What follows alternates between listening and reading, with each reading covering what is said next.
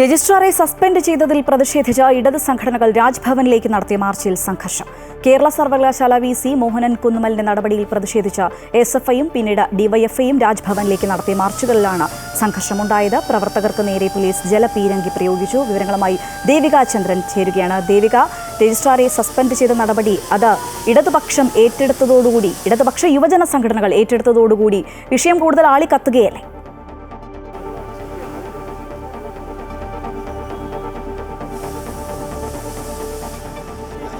തീർച്ചയായിട്ടും ശ്രീജ, കഴിഞ്ഞ ദിവസങ്ങളിൽ ഇത്തരത്തിൽ സെനറ്റ് ഹാളിൽ പത്മനാഭ സേവാ സമിതി നടത്തിയ ഒരു പരിപാടിയിൽ ഈ ഭാരതാംബയുടെ ചിത്രം ഉപയോഗിച്ചത് വലിയ വിവാദങ്ങൾക്ക് വഴിവെച്ചിരുന്നു. അന്ന് തന്നെ SFI KSU പ്രവർത്തകർ ശക്തമായ പ്രതിഷേധവുമായി സർവകലാശാലയിലെത്തിയിരുന്നു.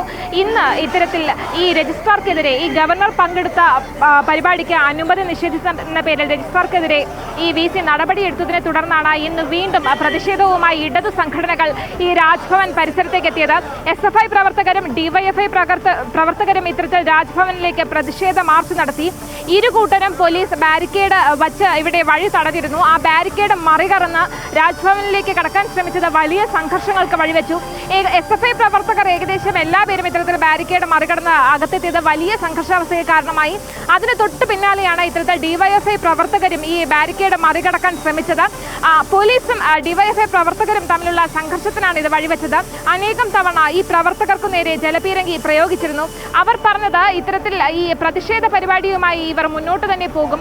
രജിസ്ട്രാർക്കെതിരെ അല്ലെങ്കിൽ രജിസ്ട്രാറെ സസ്പെൻഡ് ചെയ്ത നടപടി സ്വാഗതാർഹമല്ല എന്ന് തന്നെയാണ് അവർ വ്യക്തമാക്കിയത്. അതേസമയം ABVP ഇത്തരത്തിൽ രജിസ്ട്രാറെ റദ്ദാക്കി സസ്പെൻഡ് ചെയ്ത നീക്കം സ്വാഗതം ചെയ്യുന്നു എന്ന് കാണിച്ച പത്രപ്രസ്താവനയൊക്കെ ഇറക്കിയിരുന്നു.